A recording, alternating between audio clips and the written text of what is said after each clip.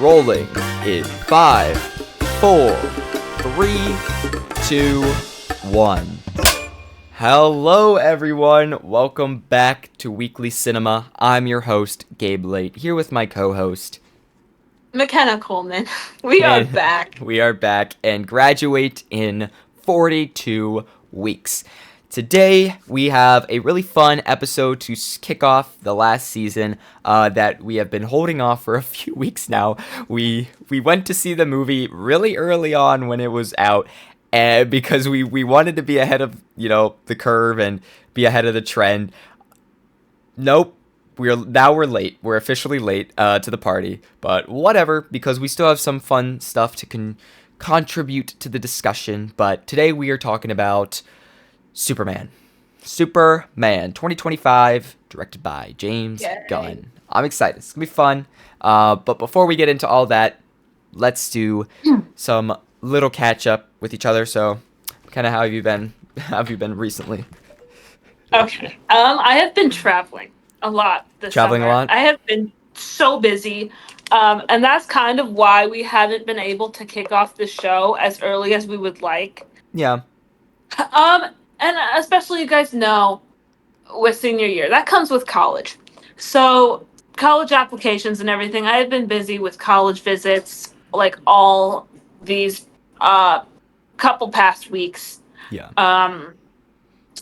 And there's still like one more coming up here in August, but that's okay. I have been trying to get some episode ideas for this show, whether that be bonus episodes, movies. Yeah, I've been great. Yeah. You don't say any specifics, but have you have a top couple colleges in mind for sure? Some that stand out amongst the rest? Yeah. That's good. That's good. Yeah. Yep. Yeah, I've been a little late on it. I was busy literally for the entirety of June working on my biggest video ever for my main channel. And thank goodness that is over. God, I mean, man. And we had the movie we've been working on that we kind of pushed aside for now, but we are definitely going to get back to it because I love the concept and I love the script that we have written so far. I think it could make a great film that we probably should get back working on. Probably should. Yeah. Yeah. Now that we have a chance, but we'll get to it. That's fine. We have time.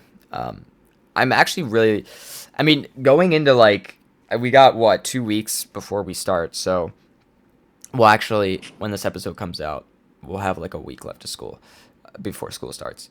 That's okay. It's okay. So we're going for it. Yeah, and as we're approaching, I'm feeling like I'm excited, right? Because I feel like it's definitely gonna be one of the most exciting years of high school, I would imagine. I'd hope so. But also, of course, naturally, extremely scared because what are we getting ourselves into? What is the senior year going to be like, right?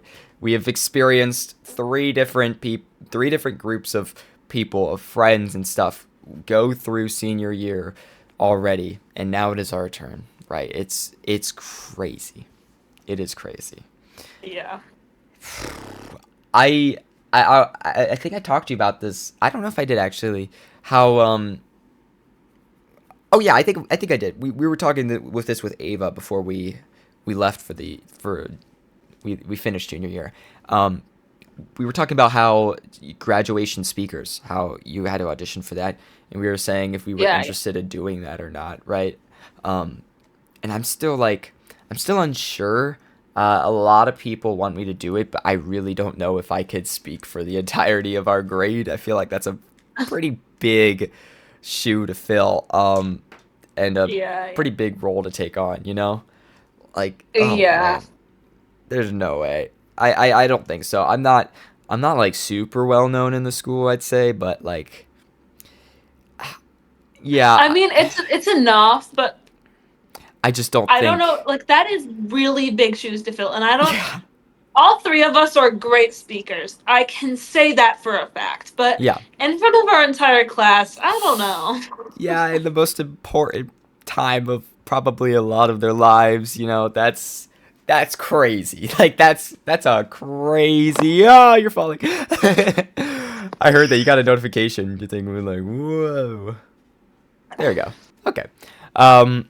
Anyways, yeah. I don't know. It's something I'm gonna think about more as the time goes on, but I really don't think so. I'm looking forward to schedules though. We will compare them and we'll be able to tell like really how much time we'll have for Yeah. this show. I I feel like we're getting that like so late, like our We school do. schedules. Literally like a I don't week before understand school starts. why is it like a couple days before school starts? Not like not even a week. I It's know. like you need time to process that and you need time to walk your schedule to know Exactly. where things are. And it's Yeah. not just like not for seniors really, more Right. for like the incoming classes, like the freshmen, the sophomores. They need that. Us, not really. I mean, because we know our way around the school, but it's still nice to walk your schedules and get to know, okay, this is where I have to go. This is the best route from A to B. And like, how do I get there time, manage, and efficiently? Yeah. Yeah, exactly. Yeah. It's crazy how how little time they give us in between getting the schedules and school starting. Like, Like that's what? insane. It's crazy. I remember I told you guys how I sat down with my counselor, talked to them about, my schedule and stuff, try to adjust it so that I had the last two periods of the day off. Because that is from literally the beginning, like literally going into freshman year. I remember thinking to myself, I really want to have a senior pass. I want to have it. And that has been the goal from the beginning. Honestly, I would have, but I have come across a bit of a minor issue. Why? Did something My change? original counselor has left. I get a new counselor. Your counselor got switched out. It was originally supposed to be mine. I remember that. And she sent out an email and everything. It was like, she's like, I'm sorry. This will be my last year. Goodbye, right? And I met with her, and she's like, oh, no, I'm not leaving anymore. It's this counselor, which I guess is your counselor. And she's like, so you don't have to chase me down or anything for what is it, for a recommendation letter. And it's like, oh, thank God. But now I feel bad because now you got to do that. But so are you going to get a recommendation letter from your new counselor now? But I feel like you would want it from a counselor Yeah. who's been with you throughout the high school. Unless you haven't really met with your counselor much. Because I met with my counselor like a lot I throughout haven't. high I school. haven't much with No? Okay. who I originally had, but this senior year I will probably be down there a lot. Oh, yeah. Um I'm sure a and lot of us will. just Yeah. figuring stuff out and stuff with like I don't know, cuz I'm shooting really early. Like I want to be done with this stuff by August. Oh, yeah. Yeah, I agree. I just want it to be out of my mind. Just not worry Not that about like it. it'll be completely out of my mind, but like I want to get to a point where I'm like, okay, now I just got to worry of it, like opening the portal, see if I'm accepted or not.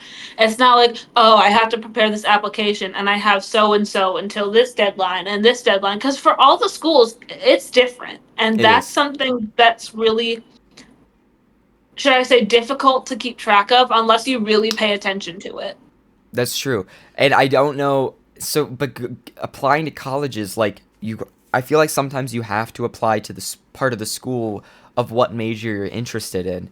Has have you been just generally applying to the colleges, or have you been going to specific departments for what field you're interested? Like, is there any like specific one for uh, what's n- hospitality? So that's a bit how do I word this? Okay, so for most of my schools, the hospitality major is in the business school. And we have gotten like to tour the place and everything. Yeah. For Kentucky, it is different, and it is in the agriculture, food, and environment college. We actually did have a meeting with a specific person for that. They have a whole 4 year plan laid Oh. out. But for Xavier and for St. Bonaventure, they do not have the hospitality major. So I have to switch to marketing because they Oh. are Jesuit run Catholic schools that apparently do not have that major, which again is fine, but Ooh, interesting. Would you be I'm in interested a in bit that? of a pickle. What? Would you be interested in accounting? I said marketing, not accounting. Not accounting. Yeah, you said, I don't know why I said sorry.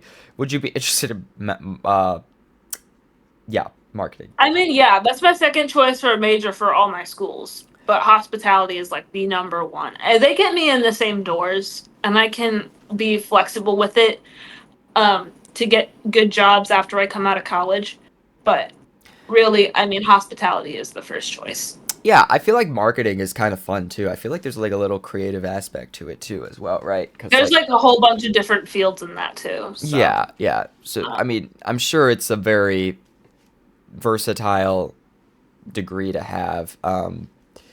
Yeah, I think that's a good plan. But hopefully, yeah, hopefully you are able to, go for what you want and get like a and also for hospitality. the Kentucky one, we had um, a professor, as we were leaving, literally chased us down to the elevator and was talking to us for a minute.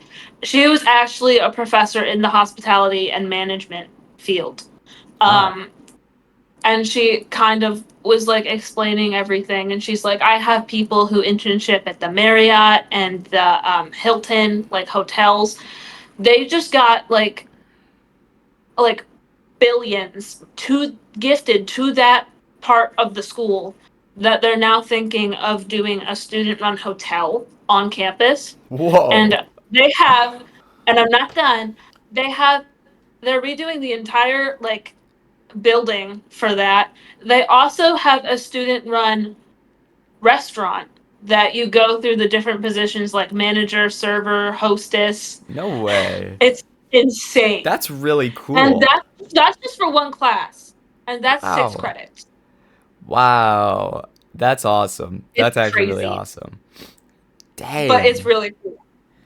Um, Man, yeah, like I remember I told you about when I visited the one top college I had in mind, of course, the one that you know what I'm talking about. But that Hmm. college, like how they're talking about how everything is student run, like and you get paid for it, it's like jobs and stuff. Like that's the coolest part of college. That how they put you in a world of the field you're interested in, and they make you run it. It's insane. That's so cool. That's really It's cool. good for like the real world experience though, like what it's gonna be like Yeah, to have this job or that job, and like exactly. with especially some schools with their co-ops and their internships, that gets you good in as well in the industry. I think. Yep. Uh, Oh yeah. like for the hospitality major, I know that they have like a required internship thing that I would have to do. And they like I could do it well, like I talked to you about that Disney college program. Mm-hmm. Um they do have one for that. It says, but they depend. It depends on what you do. If you're just sitting there hitting a button on a ride, then you have to do a second one. But if you're running in like one of the hotels or something, it does count towards the internship credit your first time. Oh, cool. Okay. Sick. Hey, I mean, yeah, it's very exciting though to like listen to all this stuff and be like, wow, it's gonna be fun to actually go to school where I want to Yeah. go to No, school. I've been on kind of like this, I don't know, college high. Yeah, it's exciting. It is. Yeah, yeah, yeah. Again, I haven't gotten too deep into it yet, but I'll definitely be in the coming weeks. And then again, as I said, I'm visiting another college this weekend in a place that is literally the opposite side of the country, not horizontally but vertically, and it's gonna be interesting. I don't know. It's just interesting to see these different areas. But I think most importantly of all, this is also relevant to the episode, right? Because I mean, one thing is straight up that we're going to talk about today is how we are Cleveland residents of this, the city that this film was shot in. And Uh, you grew up in this area, of course, like pretty much your entire life. And yeah. I haven't been here my whole life, but I've definitely been here through very very important years, seventh grade and up, and I think it's definitely become a home, and it's gonna be interesting. Like, are you I don't know. Are you is I mean, you told me a lot of the colleges you're interested in, but again, speaking generally, like looking to be, is it more likely you're going to be out of state or in state? So that's a really interesting topic. Um, I do have most of my schools are actually in Ohio. At first, like especially when I was like 8th grade or so and like the beginning years of high school, I'm like I'm sure I want to go out of state for college. Like this is happening. I'm going to do it. Yeah. Now that I'm older, I've realized okay, that's hard to do. Not only just like as a whole, but financially. You know, Yeah. because that's going to be more expensive to go out of state unless I can get good scholarships, which I do have a chance for at um, one of my out of state schools. The other one, not so sure. But I only do have two out of state colleges opposed to the rest that are in In our state. home state. Gotcha. Um, Gotcha. but they are all really good schools. I think they're far enough for me to have my bubble like of privacy that I'm Yeah. gonna need, and that I can grow successfully like without depending on anyone. Yeah. Um, unless I obviously something goes wrong and I need help, but Right. that's highly unlikely. Right. Um, but it's grown difficult to, I think, to have that mentality that oh I'm gonna stay out of state. Um, but I do really love Cleveland. I do, Yeah. and if I It's a do great go out of city. state, I will miss it.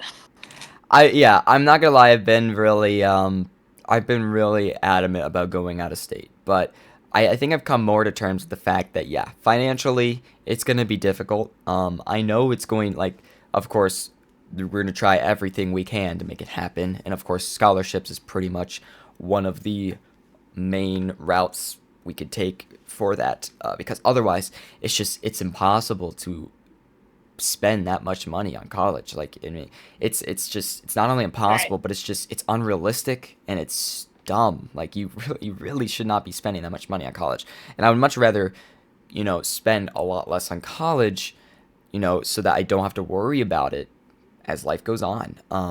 And but again, like speaking of Cleveland, like there is a lot of opportunities that are building up here, and it is becoming a really awesome area, and it is in a really great location in regards to a bunch of other locations that are nearby. Hmm. So I wouldn't be opposed to being in state. I'm not like super against it anymore. However, I still very very much prefer being out of state. But of course, that's just where you know we'll have to see what happens where fate leads us. But whatever,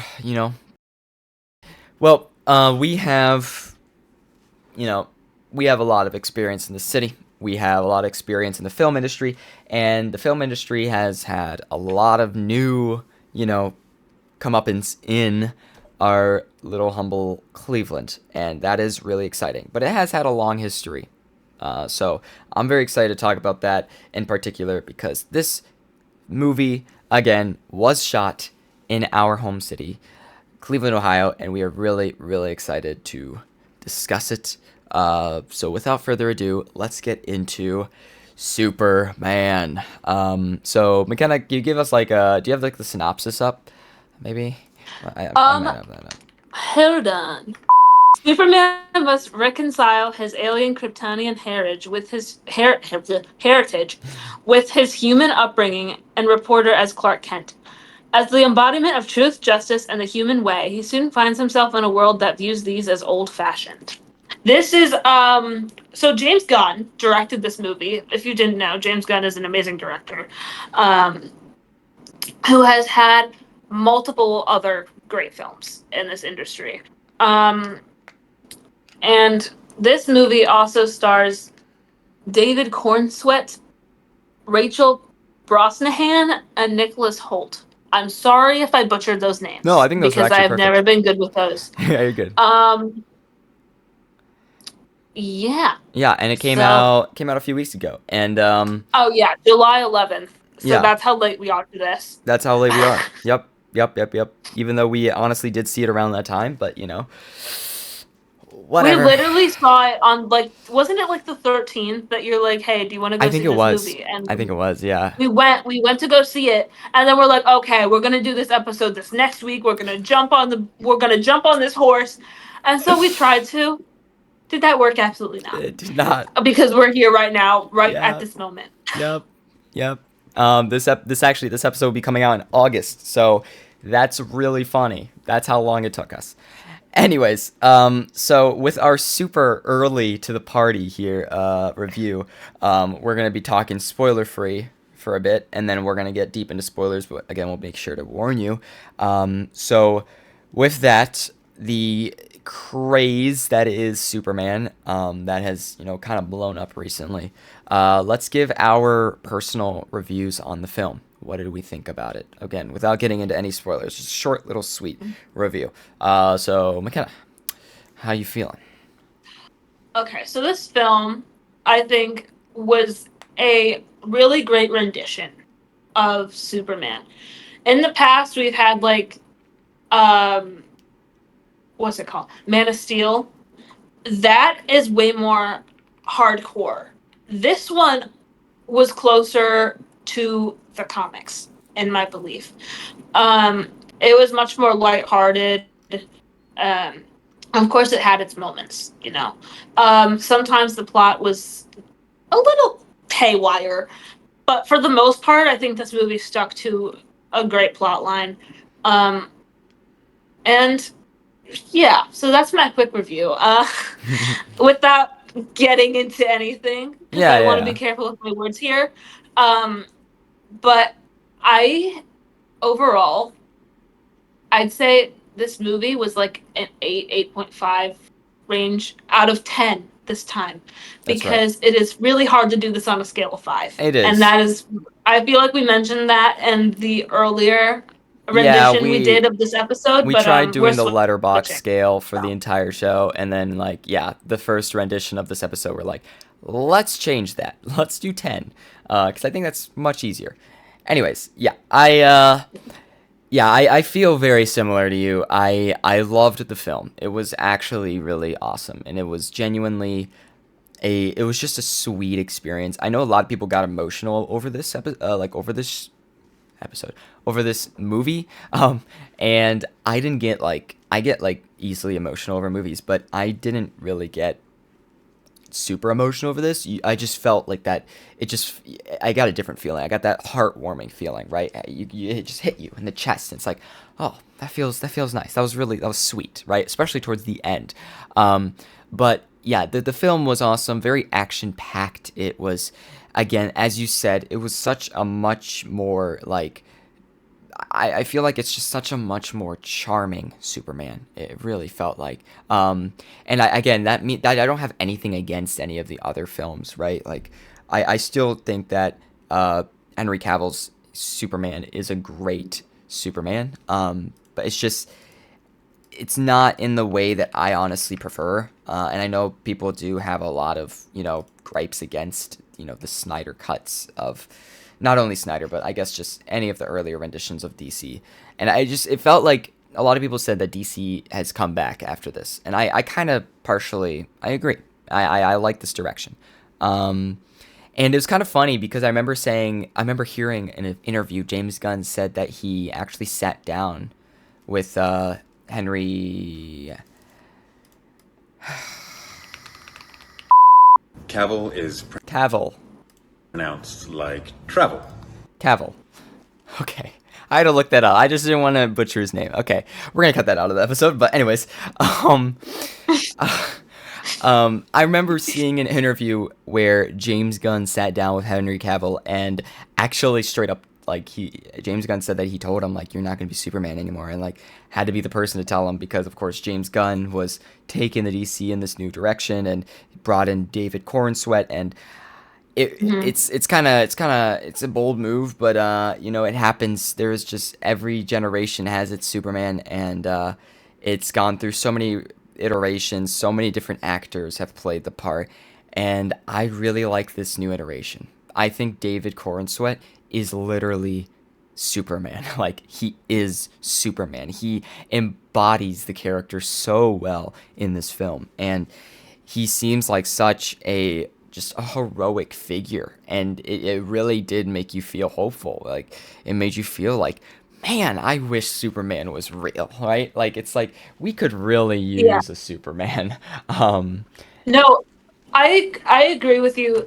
DC has taken a turn, a great one. yeah. Although I will say, I have been like a Marvel fan my entire life. I've always loved Marvel. That is like a special place in my heart, and I've always liked Marvel better than DC. But DC, I think, is improving. Really, I do, and I'm saying that as like genuine, but still that that Marvel fan in my heart. Oh yeah, I've been the same way. I haven't like Justice League and Batman versus Superman, Man of Steel, right? Like, that's never really appealed to me. I do remember watching them, and they're pretty good. Of course, obviously, there's films like The Dark Knight and Dark Knight Rises, and the Dark Those Knight are good. trilogy. Those are amazing, Those right? are But I awesome. feel like those are an exception because it's like it's Christopher Nolan, so obviously. But it's I don't know. DC has had a lot of ups and downs, but Marvel has as well, right? Obviously, Marvel has had a lot of ups and downs. But I feel like Marvel has had such a clear and consistent type of style. I don't know if that's right. I guess not style, but like it feels like I mean, they had their phases, right? Like, they've had phase one, phase two. DC kind of feels like it's just been kind of clumps of trilogies that have been popping up every now and then, right?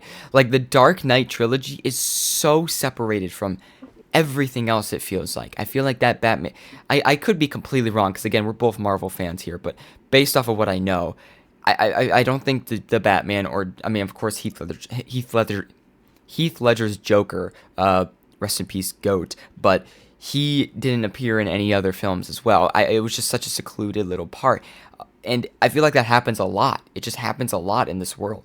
Of course, Henry Cavill's Superman does appear in a lot of films. He appeared in like Justice League and all that stuff, and that's an exception. I feel like that's kind of a clear, consistent timeline that DC has been in. But I don't know. I haven't never been a fan. But there's been a resurgence. I feel like as of recently, as of late, and there's been a lot of really notable films. I loved Batman. Robert Pattinson.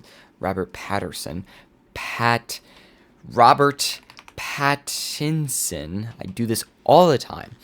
His Okay, I will Batman. say, I have nothing against Robert Pattinson. I have Okay. nothing against that movie. It's just I feel like, and a lot of people may agree with me on this or not. My personal opinion, Yeah, I feel like he was a little too young to play Batman. If you know what I yeah. mean. I get what He you did a mean. great justice to that character, Yeah. but it's just the way he looks. I feel like he's a little too young to play Batman. I get And what no you hate or mean. No, anything, I totally get what but you mean. But I'm so for it, man. I love it. I feel like it really embodies, the kind of attitude and persona that Batman is.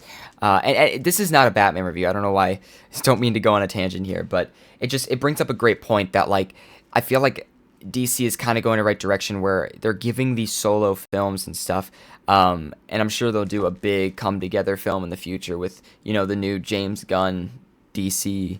But it kind of feels like they found the style of each superhero in DC, and they're keying in, like, they're homing in on all of those aspects of that character in their movies, right? Like Batman, the Robert Pattinson one, it was a great movie. It was excellently shot. The freaking soundtrack was amazing, and all the scenes were great, incredible. And I really did like him as Batman. And if, like, it was so dark and gritty, right? But then they have Superman that just came out here, and they went an entirely opposite direction, right? I know it's different directors, but still, it's like they I definitely think there's some work there to, like, bring to life the different aspects of what makes the character great. And this light-hearted and happy toned, bright colored, vibrant, extravagant movie that they put Superman in is awesome. I love it. And I mean, we both love James Gunn. Obviously, Guardians of the Galaxy was all three movies incredible. Loved yeah. Peacemaker. Where is he? My little rocket Oh here. yeah. Love That's cool. Guardians of the Yeah, Galaxy. Guardians of the Galaxy is Um, incredible films. Incredible. Peacemaker's great. I love Peacemaker. And then, of course, now he comes to Superman, and I feel like he was made to make a Superman movie. It's just everything about it is great. So, anyways, that's a very long review. I mean, we kind of did a bunch of different stuff there, but all in all, my review is 8 out of 10. It's a solid 8 out of 10. I love the film. It was really fun. Really, really fun. Don't mean to be that guy and be like, oh my god, I thought the film was great. I'm going to give it an 8 out of 10. Like, those two, don't think too much about those 2 points, right? It's not that I found anything drastically wrong. It's just basing it off of how I feel based off, like, relatively based off of other movies and, like, what movies I'm personally interested in. I just think generally it's an 8 out of 10. And I think that's consider that a great score, right? So, I guess now we can, like, really break into the movie. So, here's your warning. okay, wait. So spoiler warning. We're gonna get into critic reviews, and then we're gonna start spoilers. We're gonna start talking So spoilers. if you haven't seen Superman, come back later. Or if you don't care about the movie getting spoiled for you, then go ahead, keep watching. Yeah, the keep episode. watching. Yeah, we'll make it interesting for you.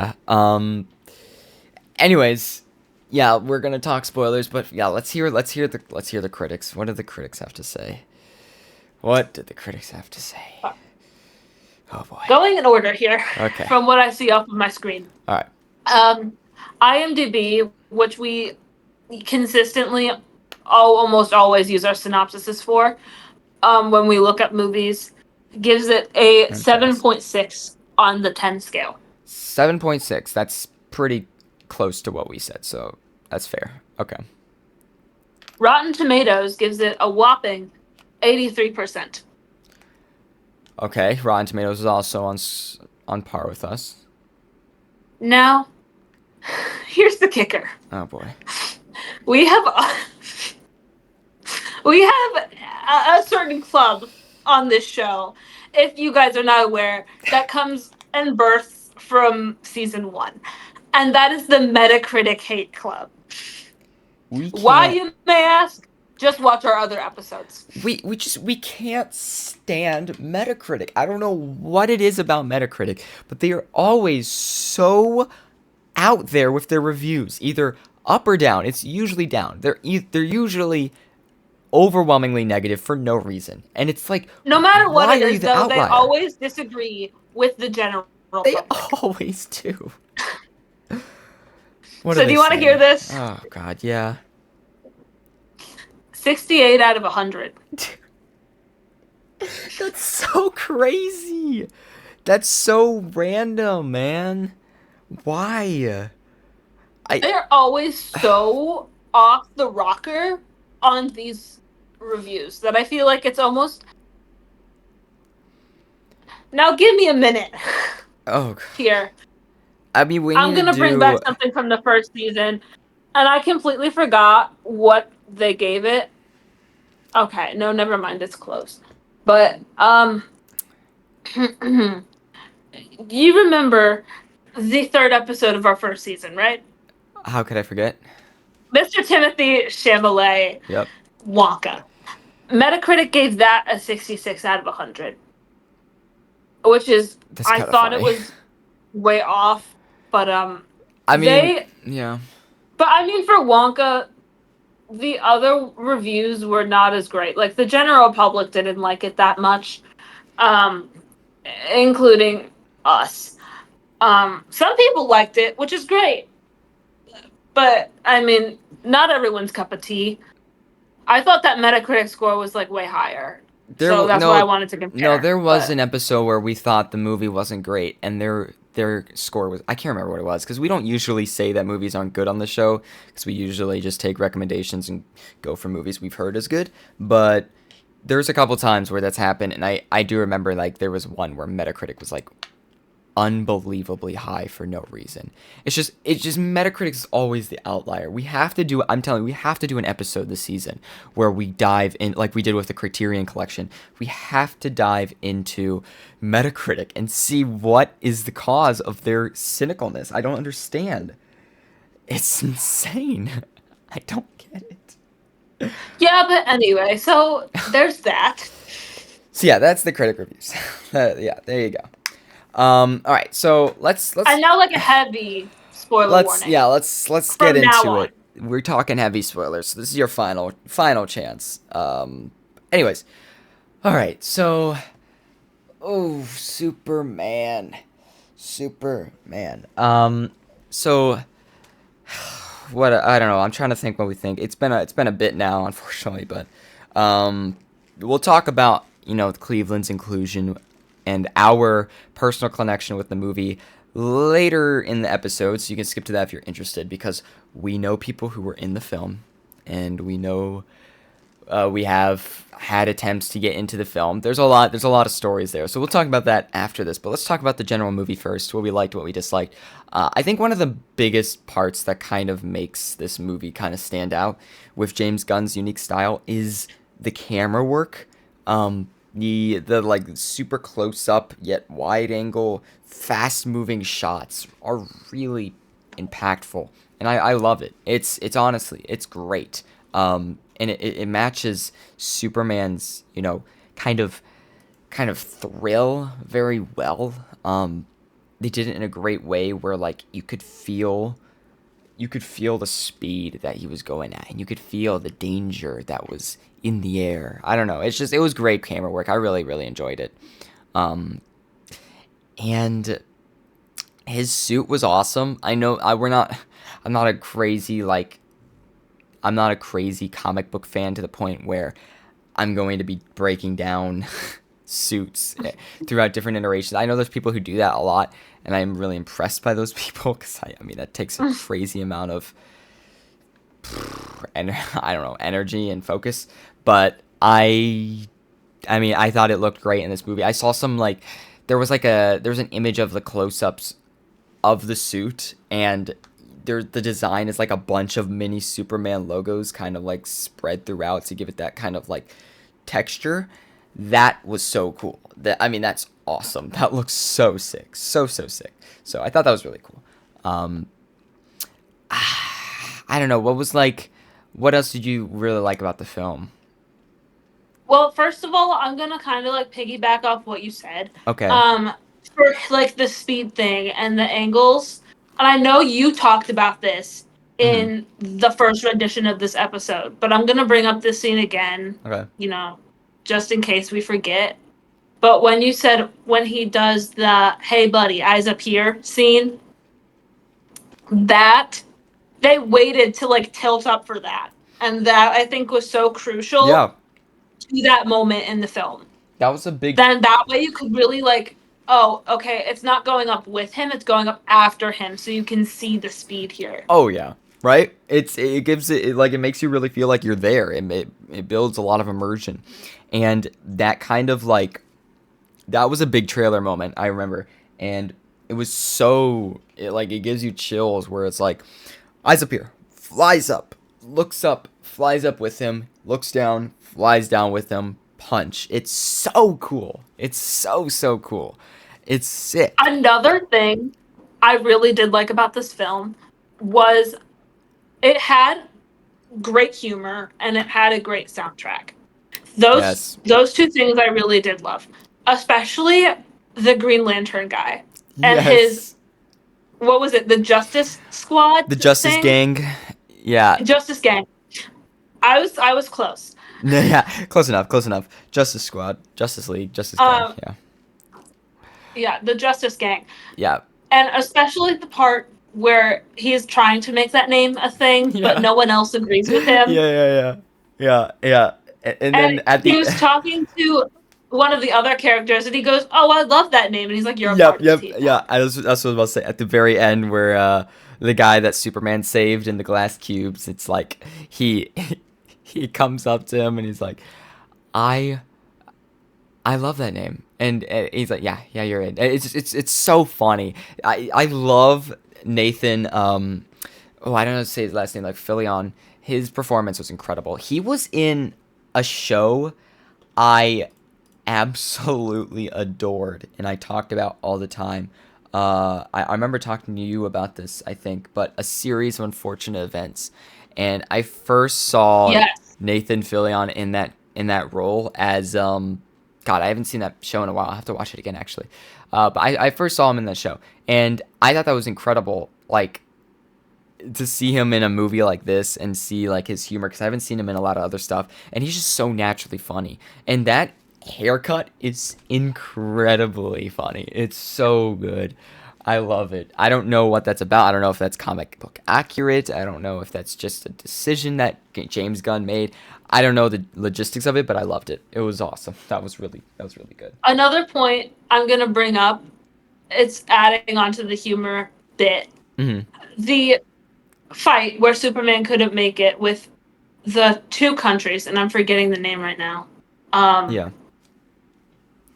but two countries at war here. Hmm. Um, the Green Lantern guy, when he's battling, he just set his power sending up the middle finger. Oh my God. It's so good. It's so good. That is such a great detail. I loved it. I mean, that's a great point to bring up too. Is like the VFX. I loved the personality they gave, like his powers and stuff like that. But also like it definitely felt like a James Gunn movie with like a bunch of sci-fi elements in this movie. The whole like, ooh, Mr. Handsome, I think it's called, that big, tall, gray, skinny guy that was controlling the cart that was going through the glass cubes that Lex Luthor was, driving on with Superman. Uh, Hmm. like that whole like area and aesthetic, and then of course like the very pixelated like river going into the black hole, and Superman kind of like there were so many shots like that that kind of like I feel like that kind of makes Superman, because it kind of felt like comic book panels, right? Like it felt like every frame was a painting, to the point where you could look at it and you're like, it's just like kind of like a slow motion, almost still-ish image that just, it gave you chills, and it was so good. Like the colors and the VFX and the design, all of it was immaculate. It was so good, so good. um I also, you brought this up, but the soundtrack was great. I mean, the the reimagined, you know mix on the original theme was so triumphant and great. And there was like, they used it like 3 or 4 times in the film, and they all worked perfectly, right when they would hit you the most. And then of course it was used in a lot of the promos as well. But I genuinely loved it. I loved that soundtrack. I agree with you 100%. It was so sick. So sick. I also would like to bring up another point Hmm. of the detail that went into this movie.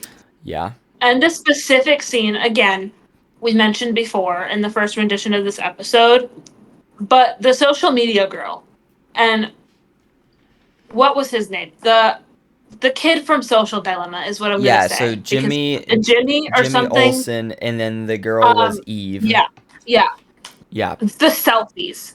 Yeah. You at first you'd think, okay, no, this is just like random selfies this girl is taking. But no, they ended up being really important to the entire like plot of this movie. Yeah. And like Lex Luthor's plan to like get, was it like half of one of the countries or something? Um To overthrow the other yeah, that was kind of like, that was a part I wasn't really too impressed by, was that whole plot narrative. And I don't know, the way it was kind of done kind of felt a little messy. This is a little side tangent. We'll get back to that point, don't worry. But um, I did hear something where originally James Gunn was going to have title cards throughout the movie telling what day of the week it was.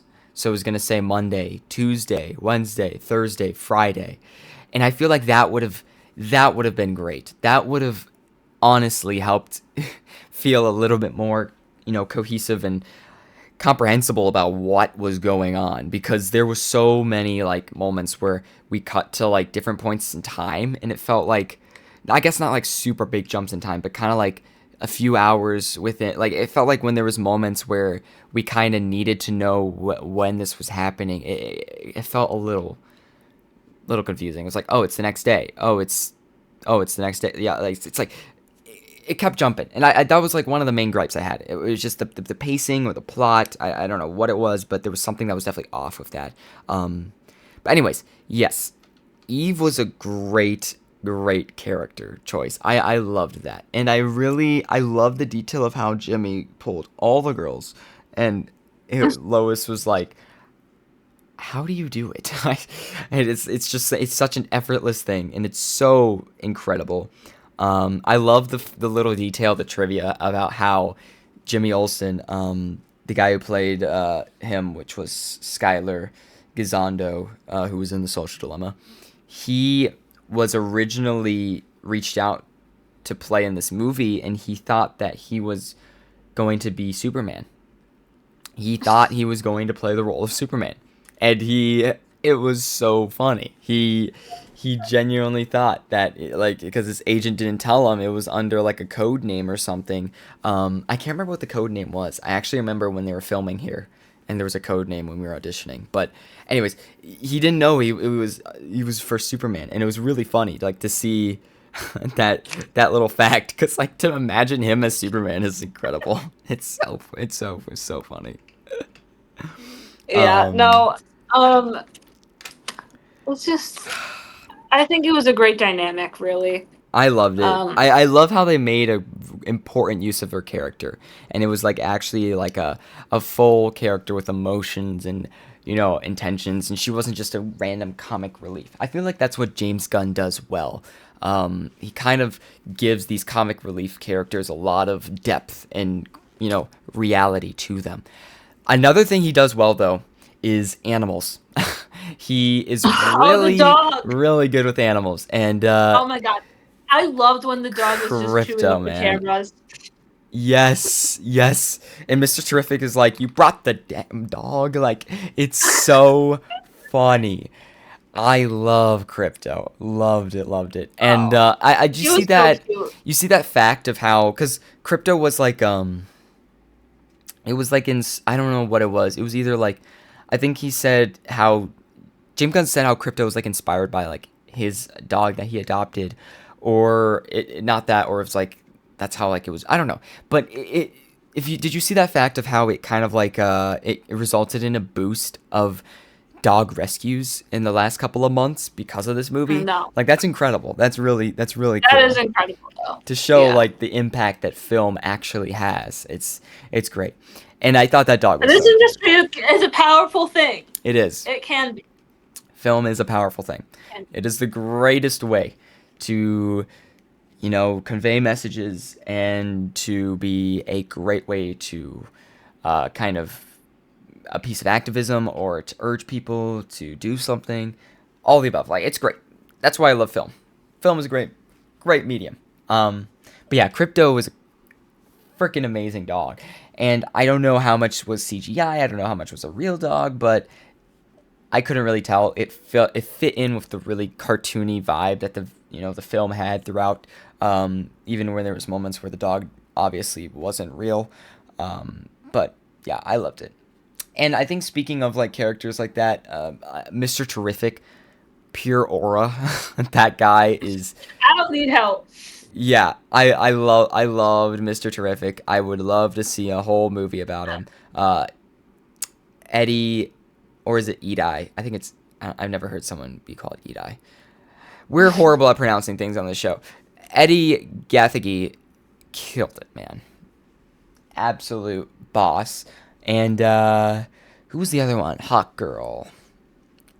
Isabella Merced. Yeah, I liked Hawk Girl. I thought that was a cool character.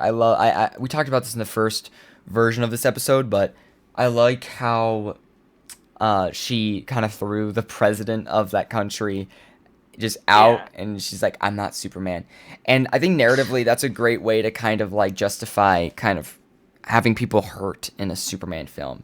Just even like because they deserve it, but like obviously Superman wouldn't hurt a fly. So it's like, oh, let's just have the other characters do it. Let's have his friends do it. And I thought that was a great choice. It was both comedic and made a lot of sense. And that brings up a great point of how like Superman is again, with the lighthearted nature of this film, he's so protective of all forms of living beings. How like he wanted to either peacefully euthanize I'm sorry. It's okay. This okay. Keep He going. wanted to like peacefully euthanize the big monster, or he wanted to save a squirrel from being crushed. Like that was awesome. And I remember James. There was like a trivia fact of how James Gunn like said that he originally took out the squirrel being saved, but then put it back in because he's like it's an important detail. Because people get really, I don't know, weirdly sensitive about that. I don't know why. You just gotta be careful because I don't know, people just don't like seeing Superman that soft, but I feel like that's how Superman is meant to be. I feel like Superman is literally him. Superman is Superman. Wait, Basically. so I got a little distracted because I'm like, what? Superman Legacy. Wait, is that the sequel? Oh. This was originally called Superman Legacy? Wait, really? Interesting. They just changed the name to Superman. I did not know that. It's interesting to see how many different versions of like as time goes on and of course as film becomes an older and older medium, it's gonna be interesting to see how titles evolve because how many times can you call the movie the same thing without it getting too confusing? Because like I feel like 30 years from now we're gonna have another type of resurgence where there's gonna be another movie called Superman. It's gonna be the great big redo and remake, and it's just gonna be called Superman again for simplicity. And it's like, how many times are we gonna do Yeah, this? but that's an awesome point. Like a bunch of movies, and I mean, I can't think of any examples right now at the moment, but I know there are definitely some out there that are called the same thing over and over. But then you have to distinct them when you're looking up online and be like, okay, Superman. Oh no, wait, is this the year Yeah, 2025? Is this like yeah, 1990 something? Like yeah. you have to distinct And it's it gonna by get when more. it was made. At the point where you name it that name too many times. Yeah, and it's become normal to like if you're renaming it, you just put the year next to it. So it's like Superman brackets 2025, right? Like that's how you have to search for it, and that's how it's listed in IMDb and all that stuff. Because like it's just you're naming it so many times, and then that's not like a complaint or anything. It's just an interesting way to see how kind of like time works and how film evolves because as time goes on it's only going to become more and more of a problem where there's just going to be more Yeah. films called the same exact thing that they're just going to be called the name plus the year that it was made in. That's just how it's going to work, and it's interesting. It's just like Superman. Oh wait, no, Superman 2025. Yeah, yeah, yeah. So You get to a point where you have to do that, I and yeah, and I don't it's blame just them. honestly, Yeah. Now other characters and stuff like Lois Lane, I thought she was great. Rachel Brosnahan was in there was a movie she was in that I know her from. What is it? Not movie, a show. Yes, The Marvelous Mrs. Maisel. She kind of I definitely think she became a lot more well known because of that movie. Not movie, show. And that's where I recognized her from. So it was cool to see her in this film. And then there was like I don't know, a bunch of like smaller characters. But I wanted to get to the point where I can't believe we went this far without talking about Lex Luthor, without really talking oh about wow. Nicholas Hoult. Lex Luthor Okay. in this movie was a D1 hater. He literally More like had a crush on Superman. yeah, he had that. He had a crush on Superman. You cannot tell me otherwise. No, absolutely. No, Um, all jokes aside, Nicholas Hoult killed the performance. Absolutely killed it. The pure pity and rage from him is incredible. That one close-up shot where he's like like shouting at the camera that you see in the trailer. I can't remember exactly what he was saying in the movie, but that is just like that performance is incredible. It's so good. It's so good, and he pulls off that bald head pretty well. I kind of found it it's weird at like first, but it grew on me. raw, It like is. raw talent. It is. It really is. It came off a lot more natural, and it's like I loved it. I loved his performance. I really did. It was a really, really good, genuine embodiment of Lex Luthor, and I feel like I've never really seen him depicted in that way before. So I did like that a lot. And Nicholas Hoult we talked again. We've talked about this in the first iteration of this episode, but he played a villain-ish character before. But I think most notably he was in The Menu. I think The Menu is where I know him most from. I know he was in Renfield. I know he was in like Nosferatu and Deadpool. Deadpool 2. He was in Deadpool 2. Hold on. Huh? I'm gonna fact check this.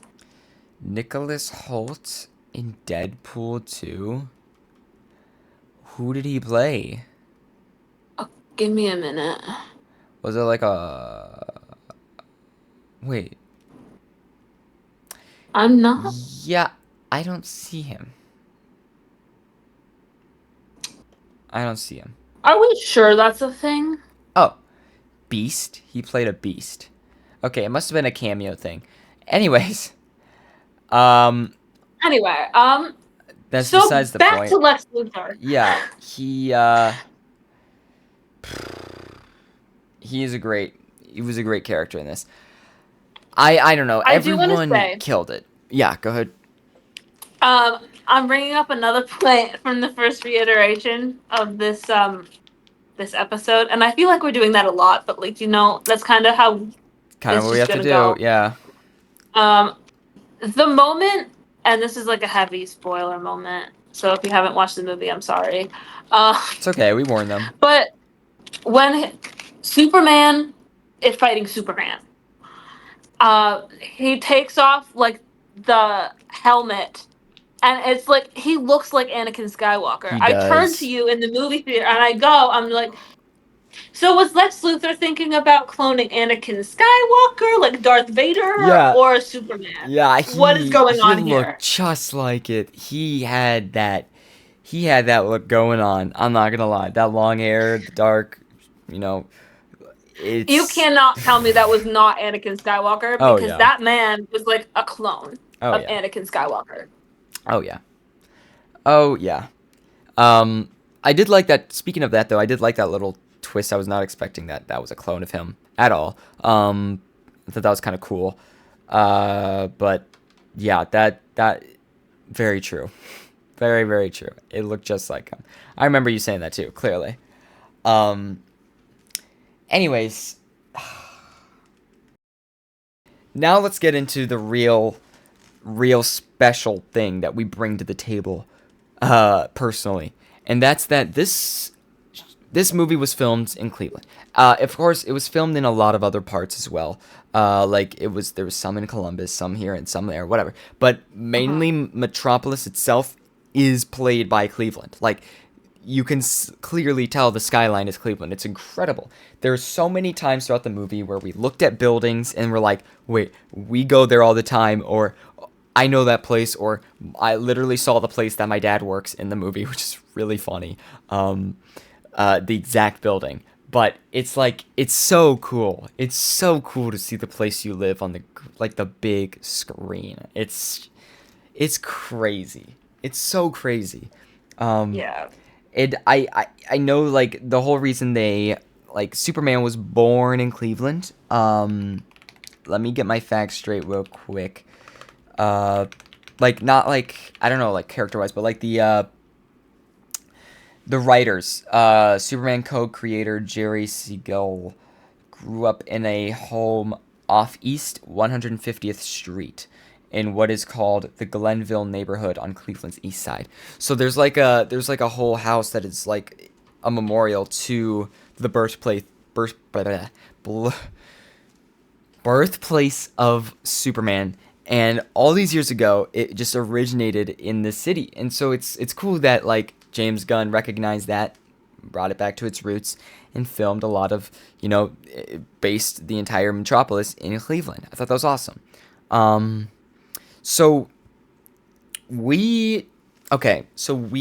this was filming last summer, I remember applying to this. It's such a blur. but I feel like I remember reaching out to you about it as well and having We you did. apply for it, Yes. right? Okay. I We thought both so. did. So we both applied for it, right? Yeah. I remember there's a single thing I remember from um the document that we applied on. It was just like, some scenes you may get wet. Like, are you okay with this? I And remember I was seeing that. trying to figure out the entire movie what that meant. I remember I signed up, I like agreed that I would be a driver and stuff too. Like I could drive and I'm like, oh, if they need driving, I could do it. And I realized that's probably a dumb idea because it's like there's no way they would let a 16-year-old drive in a movie. That would have been kind of crazy. But it's yeah, I remember applying for it, and of course, we just never heard anything back. Which happens, you know. I've been a background actor in 2 films now. One for Netflix, one for Peacock, Universal.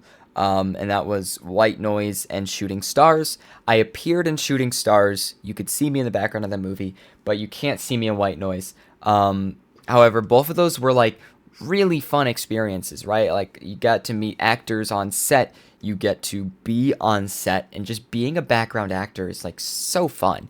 And you get paid really well. Like you could definitely make a living if you just go from set to set as a background actor. But of course, they don't come often enough. But that's when like Cleveland comes in the equation because like of course those 2 movies were shot in Cleveland, so that's why we were able to be a part of them. And it's just like it's so cool to see more and more films come here, right? There's always every now and then there's this big movie that comes to Cleveland. I remember one time it was like Cherry. Cherry was a movie with Tom Holland that shot here years ago. And it was a pretty big deal for Cleveland because like it was a big shoot. And I remember I had like a cousin who's like, "Oh wow, take a look at this part of the film. That's my film teacher, right?" Like there's just so many connections you have. So I feel like as time goes on and you get more involved in the film industry, you also get more involved in the production of these movies that come to the city. And to see Cleveland, you know, on the big screen like this, never before. Like none of the other movies that were filmed here kind of used Cleveland the way that Superman did. It was just awesome. Like this felt like the Cleveland movie. It was so cool. So we did, yeah. We tried to be background. I remember we applied to be evacuees. At least I applied to be evacuee. I don't know exactly what you applied for. I know we I don't know. applied You late. sent me a link like to the document or Yeah, whatever, yeah, and yeah. you said like So it was go for to the so and so website, like the Angela Bonham yeah, Angela Bone website. casting. Yep. And so I filled out the application. I wasn't exactly sure what it was for. I just know it was to be an extra. Yeah, we didn't But know it was at that point, Superman. I mean, like I trusted you enough because we've known each other. We've known each other since 7th grade, so I'm just like, okay, No, like yeah, whatever. and I that was the thing. It was under a code name, so we didn't know it was Superman. So we were actually kind of late to it because we had a lot of alerts of it, like way throughout the summer, and we kind of pushed that aside. We're like, okay, we're kind of busy. There's better things to do. And then when time came around, we're like, okay, why not? Let's just apply to it. And then I reached out to you. It was like, hey, you apply to it too. It's a super fun time. It's a very long day on set, but I'm sure it'll be worth it. And it was freaking Superman, and we had no idea. That's the thing, right? Like it's like you really have Yeah. no idea sometimes, and it's so crazy. But yeah, I remember that clearly. And then there was like a bunch of moments when it was filming that I remember. I remember there's one time we went Oh downtown. yeah, I have a story on this too. Yeah, there was a bunch of closed off roads. I remember my dad, there was a scene where, you know, the scene where the bridge is collapsing and there's Yeah. the tower falling on the woman in the car. My dad was driving by that bridge and while it was filming and he saw David, you know, down there on set in the Superman costume on the bridge. It's so cool, right? It's just like you're living your life, and in your life, there's a movie being filmed. It's so fun. But yeah, what's your story about I it? know it's insane just to see, oh, they're filming this in like our hometown here. Yeah. But no, I have a story about that too because my mom, but she calls me and she goes, "Holy crap! Like I see them filming for this movie," and she was like, "I like, what are you talking about?" And then and she's like, "But like they're filming, and um, I had no idea what she meant, but then she sent me like pictures of the bookstore, which she thought was real, by the Oh way, my gosh. and it was really funny.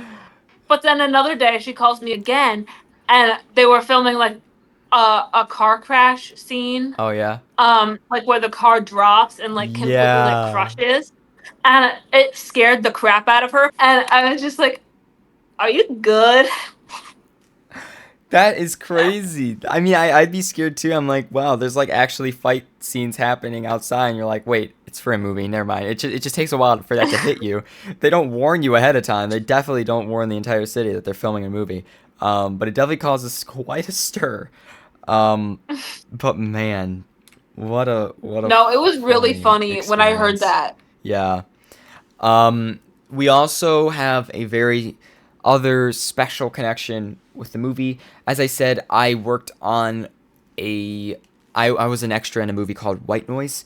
It was known as Wheat Germ back then. That was the working not working title. That was the code name because they use code names so that like not like there's not a lot of press coming to that area or like picking up on the movie so that it could stay hidden. But originally it was called Wheat Germ, but I was working on that set. That sounds like a horrible name. Not Noah gonna lie. Baumbach. Yeah, it is a horrible name.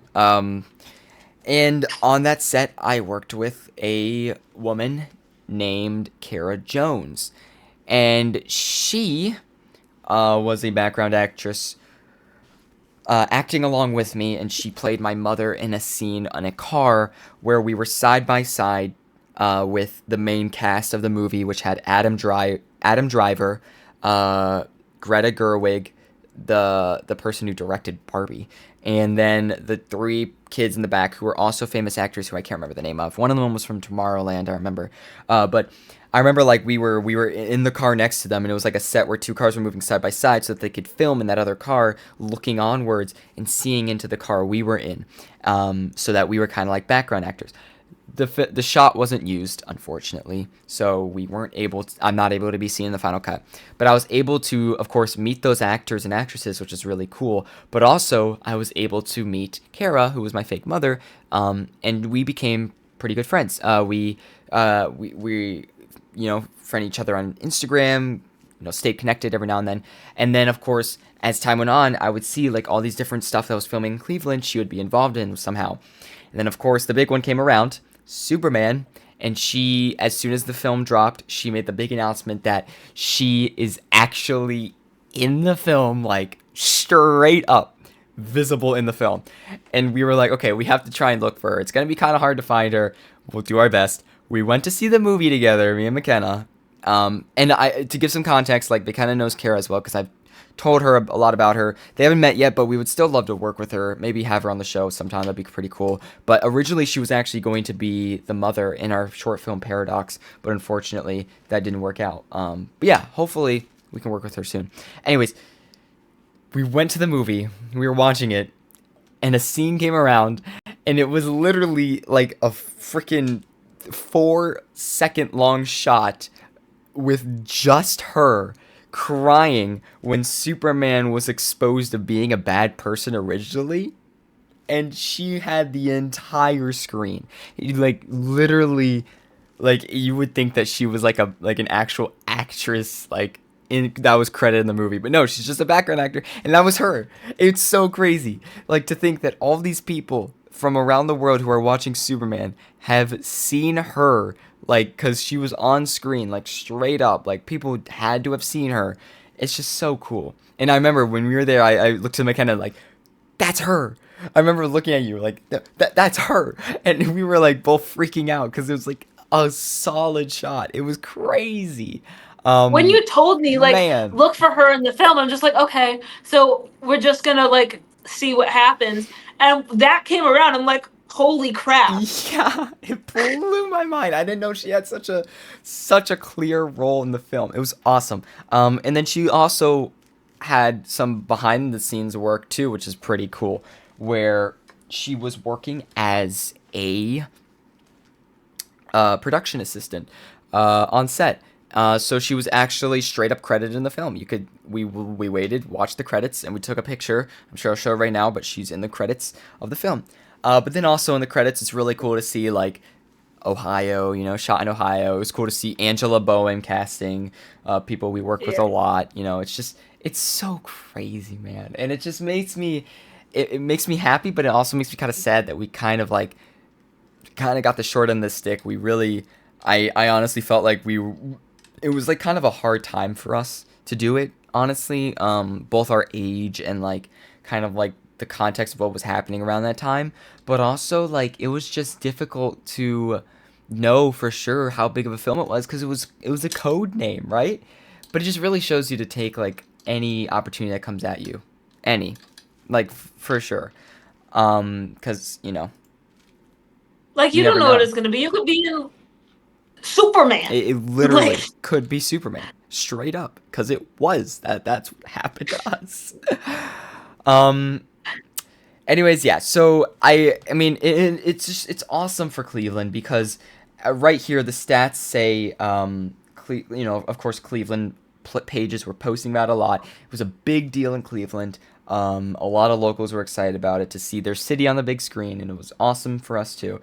But it added over $17 million to Ohio's economy during production.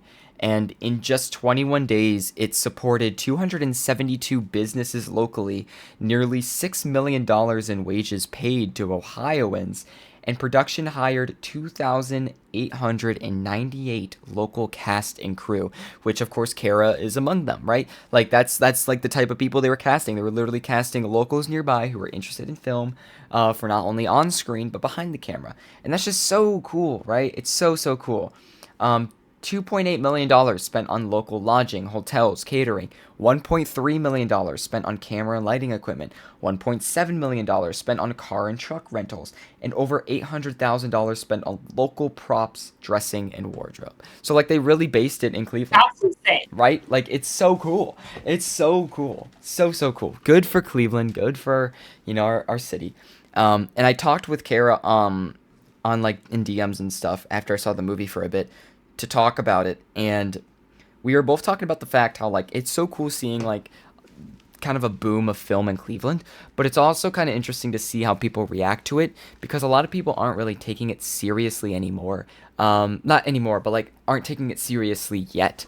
They aren't really appreciating the fact that like man, Cleveland is becoming a film, a center for film, and you got to start adapting to that. And both people in the industry, but also just regulars who go, and watch movies, like they don't really think much of Cleveland like, okay, yeah, that's kind of, haha, that's cool, right? Really awesome, fun. Like, no, they don't take it professionally, right? And that's kind of like hurting. It's interesting. I had this whole conversation with her, and like, I wish we could have her on the show so she could really explain that, but it's just it's so interesting to be here and witness a boom of film in this city.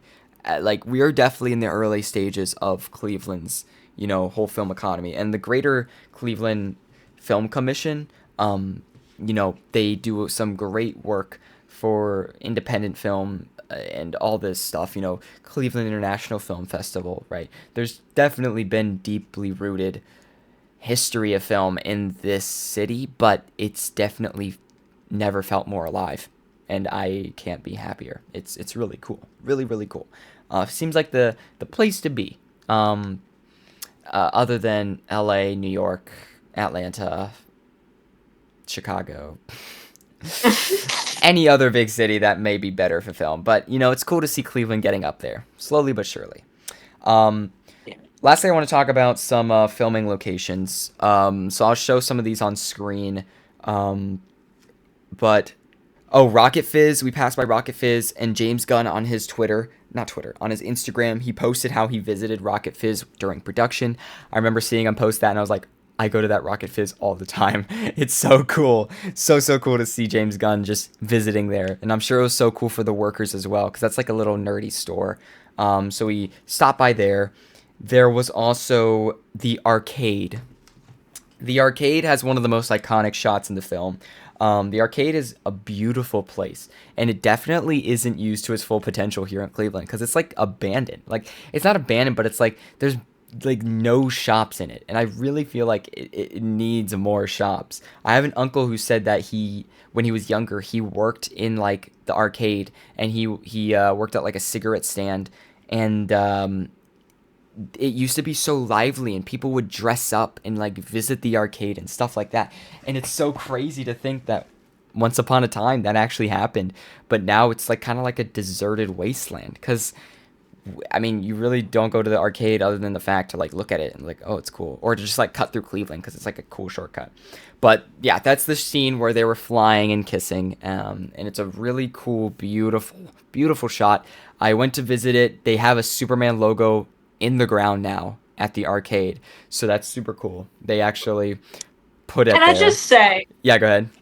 I completely lost it at that part. Not because it was like the romantic scene, like you're used to seeing that in movies, right? No, no, no. The background. Yeah, yeah. Yeah, I remember we were really ecstatic when they finally kissed, and it was like we're not excited about that. We're excited about the fact this is shot in the arcade. It's so cool. It's so cool. And then yeah, they also have like a little. They have a little. They have a bunch of like. They have like a poster in that little hut in the arcade with a bunch of like little pictures of places that they filmed in Cleveland, which is really cool. But then we drove around Cleveland a bit. We saw some cool locations. We saw the Daily Planet, which was played by the Leader Building downtown, the Ohio City building. Not Ohio City building, the Leader Building. And then there was also the Metropolis Town Hall, which was played by, I think Cleveland's Town Hall, right? What is that building Mm-hmm. called? Yeah, Cleveland City Hall. City Hall. Yep, yep, yep. Yeah. So that was also really cool to see, and you could see like based off the architecture, it's the exact same building. They didn't change anything about it. So we were able to look at that. That was pretty cool. We found the building that was the Hey Buddy Eyes Up Here building, and that is the key building. That is the key, the key tower. I don't know the actual name of it. I'm pretty sure that's what everyone calls it, but that Hey Buddy Eyes Up Here, right? When he flies up, that's the building, and it's so cool, so cool to see. Uh, but yeah, it's cool. It was really cool to have this film shot in Cleveland. Good for Cleveland. I hope they do a sequel. I mean, I know James Gunn is planning on doing a Supergirl movie because of that, ending. Oh yeah, Which is pretty cool. she Where was drunk. yeah, and she was Crypto's owner, which is kind of funny. But yeah, I hope they, you know, I hope they come back to Cleveland for something, whether it be for Supergirl or I don't think it would be for Supergirl because I think Supergirl doesn't take place mostly in Metropolis. I think that's like it might be like a kind of out of planet thing, maybe. I don't know. That's what it was kind of hinting at, but at least a Superman sequel, right? In Cleveland, because we need a second chance. Give us a second chance. We want to be in the next movie. Didn't she? Didn't she literally say at the end though? She's like, "Let's go party on another planet." Oh yeah, okay, that might be why I'm thinking Something then. like Yeah, that. she definitely said something like that. 100%. Yeah, yeah, yeah. Yeah. It's great. It's so great. Um anyways, that has been Superman 2025 directed by James Gunn. A fun film Played by the city of Cleveland. played by the city of Cleveland. It is so awesome to see. Man. Definitely, definitely an experience we'll never forget. Gonna have to buy that movie to add to the collection that I have just so we can, have it because obviously it's Cleveland. It's so cool. I really do hope Cleveland has a bright future for film I because do too. this is incredible. I do too. Yeah, I really do. It gives a lot of great opportunities for independent filmmakers, and it feels like there's such an artistic scene in Cleveland already. Because I've been to a couple mixers here and there downtown for like different creator or artist type deals, and there's a lot of really really cool people. I mean, Cleveland has some of the most humble and kind citizens that I have ever seen in a city.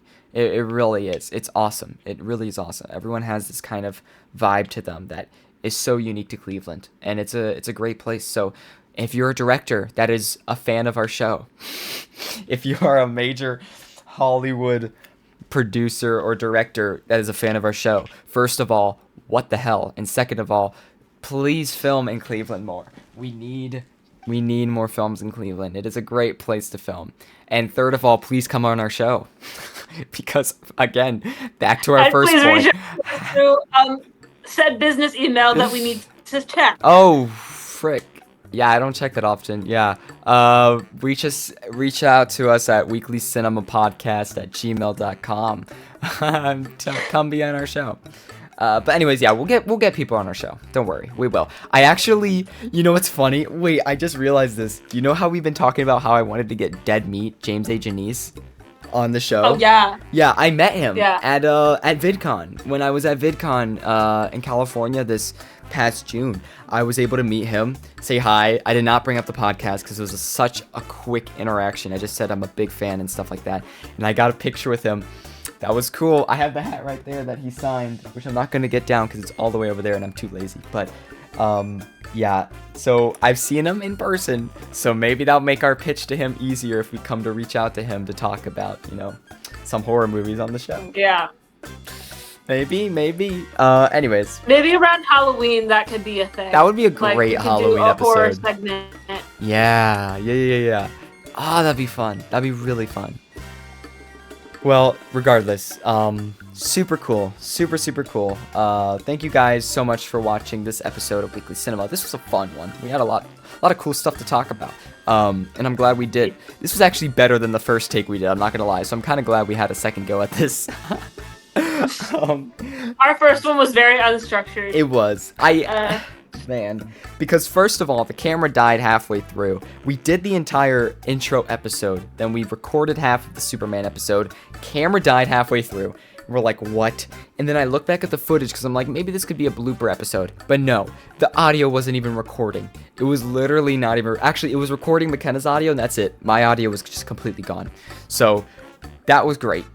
So, yeah, we did this again now, and we're here. But we'll see you guys hopefully next week. We'll be winding down a bit. I mean, we're getting into school year, so soon enough we'll start doing these episodes in person.